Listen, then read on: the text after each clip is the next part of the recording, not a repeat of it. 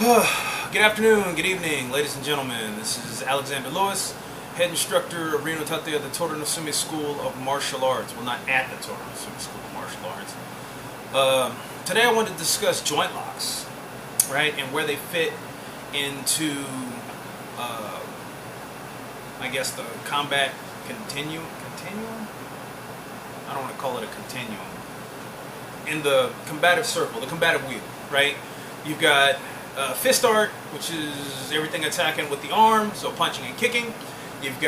Punching. You've got everything attacks and defense with the leg. That's kicking art, foot art, leg art, whatever you want to call it. You have your seizing, which is the joint locks that I'm going to be talking about.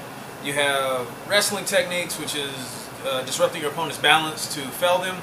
And then, of course, you have that standalone, that thumb, which are weapons, which kind of are off by themselves, right? Because you don't necessarily need the other ones for the weapon to work, but the weapon's kind of a force multiplier. Like these four here are like your human abilities, and then that's your special super duper skill, right?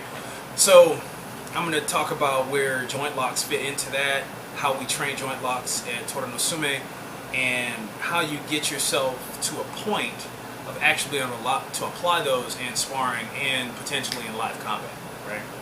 So the way I was taught joint locks from day one, and this is beyond the basics of grappling, i.e., learning how to fall, learning how to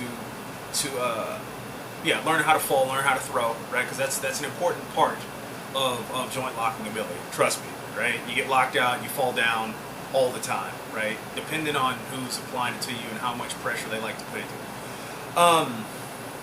So aside from that, right, you have what are called release techniques, or kind of grip defenses, and it starts off with wrist grabs, right? So you circle out, you circle in, you pull towards you, push toward them, and those are taught in a very basic sense of somebody reaches out and they grab your wrist, right?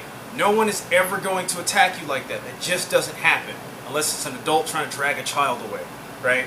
It doesn't matter if an adult's trying to drag a child away. All those techniques, they're not going to work, right? Kids have to do other things, right? I.e., fall on the ground, go ragdoll like a toddler, and then scream. That draws all kinds of attention.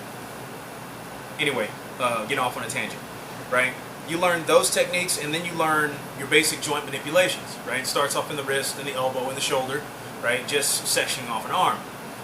And at Toru no Sume, there are 11 basic techniques: outside wrist lock, inside wrist lock, Z-lock, shoulder, arm bar, you know what I mean? There's only so many ways to lock out an arm, right? And they're going to be very similar throughout the schools of training, okay? Beyond that, you have your individual self-defense techniques where you're actually applying, or you're actually working on applying those joint locks. You would call them waza or kata, right? Somebody reaches out and grabs you, you do a re-grab, you apply a lock, you punch them in the face, you do a sweep, and then you stomp, and then you back off, and you're like, ha, I've defended myself, right? That is a very basic method of getting getting the idea of what you're trying to accomplish in your head. Under no circumstances will the techniques work like that. They're not supposed to. They're not designed to. As an instructor, I understand that going into that. I explain it to my students as I'm teaching it to it. This is a very basic technique. This is how it will. This is how we're going to ingrain the idea of the timing of defense, what you have to be made aware of when you're applying certain locks at certain angles at certain times, and the tools that you need to be able to apply a lock, right? That's all I'm really trying to do. Or it's all, I guess, I can't speak for anyone else. I can only speak for myself and who I was taught by, right? That's all you're really trying to do, is to ingrain the self-defense map into somebody. And we've discussed the self-defense map. If you haven't looked through the videos, you'll find it in there. Reno Tate self-defense philosophy. That's move, i.e. move to intercept or move off the X, bridge with your opponent, stun your opponent, bridge with your opponent to get some tactile information, stun your opponent to disrupt whatever they got going on. Apply. That's only after those keys do you apply your joint locking technique to upset their, to damage their structure or diminish them in some way.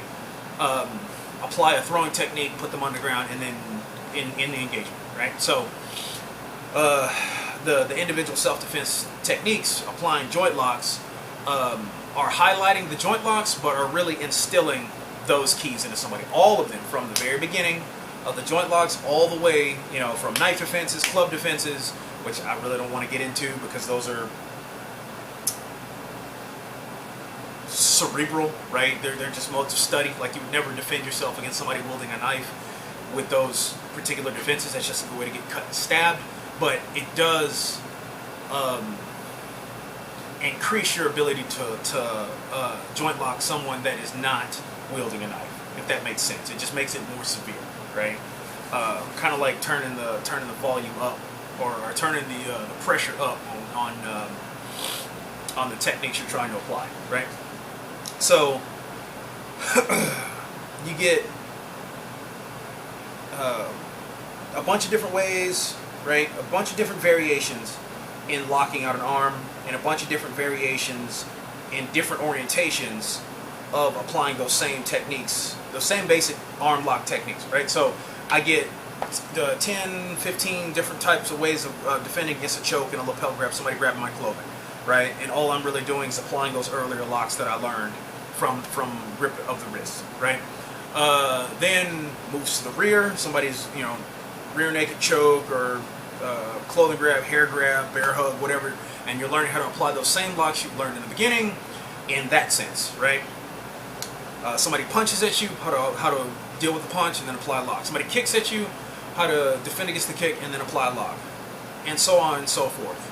And you may have 100 different techniques, and absolutely none of them will work like they do in the dojo, and they're not supposed to, right?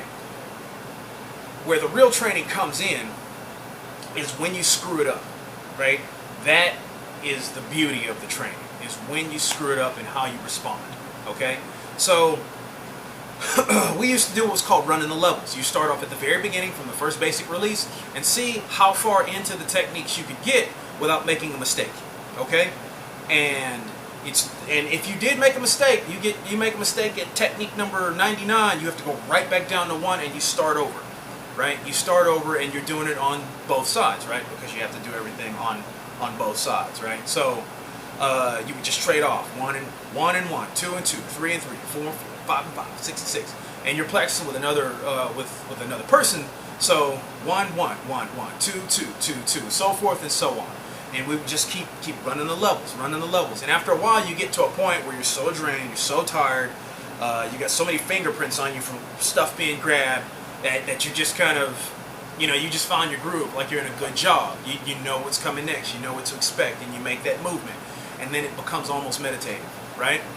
So when you get to that point,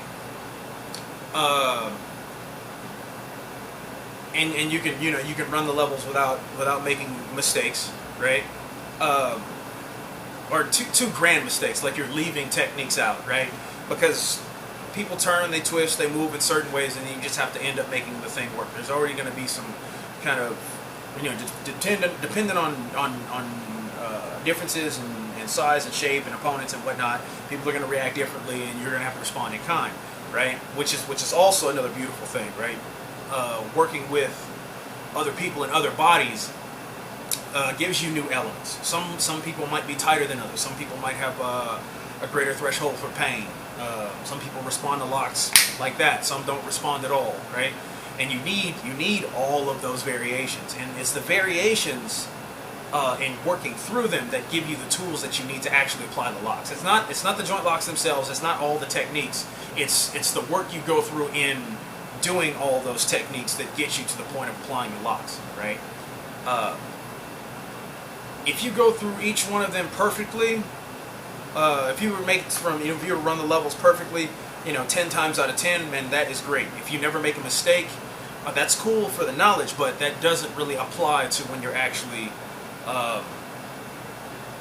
to when you actually need to apply the techniques, right?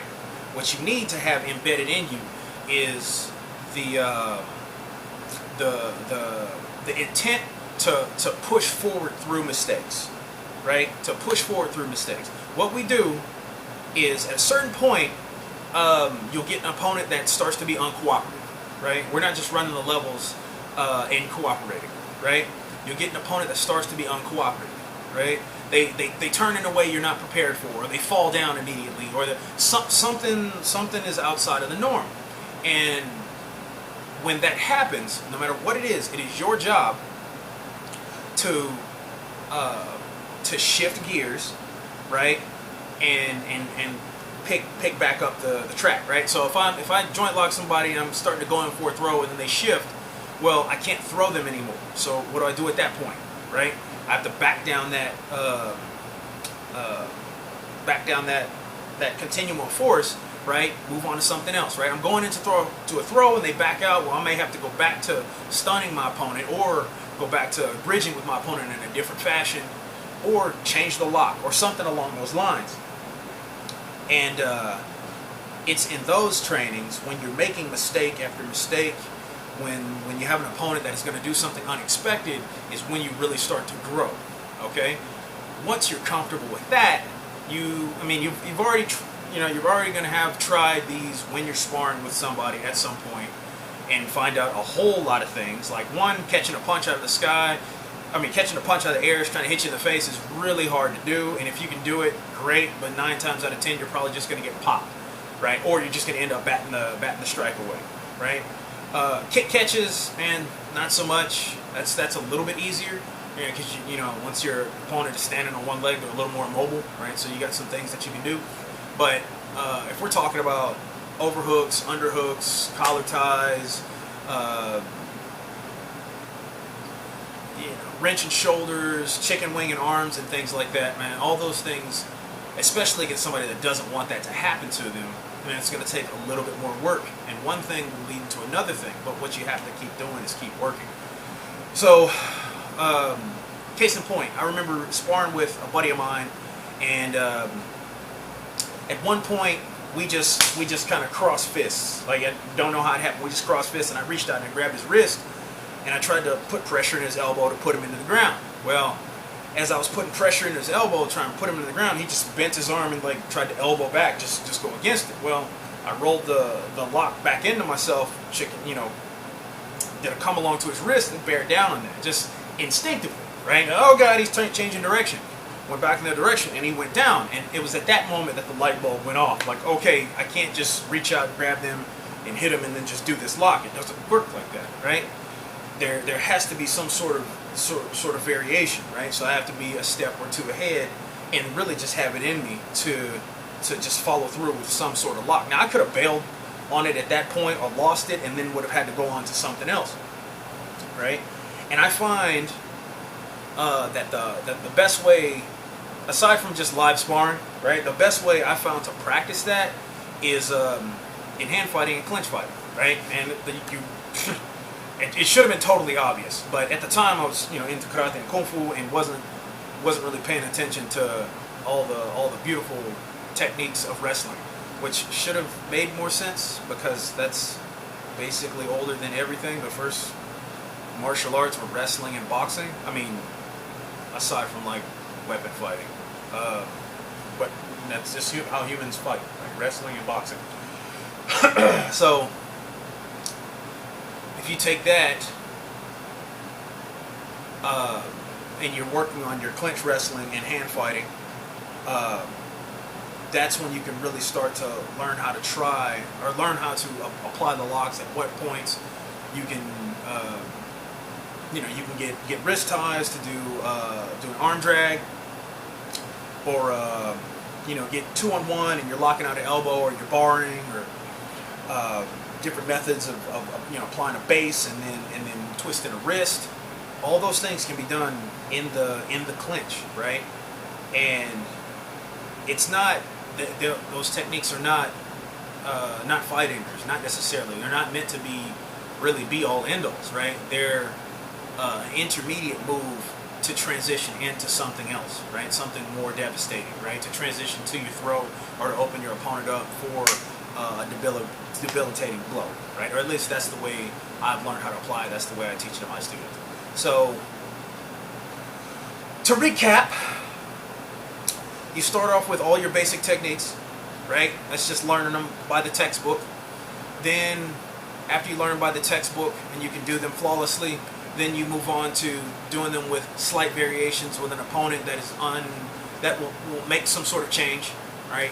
After you get to that point, then you start trying to apply them in live situations with somebody trying to either do the same locks to you, know what you're trying to do and defend it, while trying to get their own offense to work.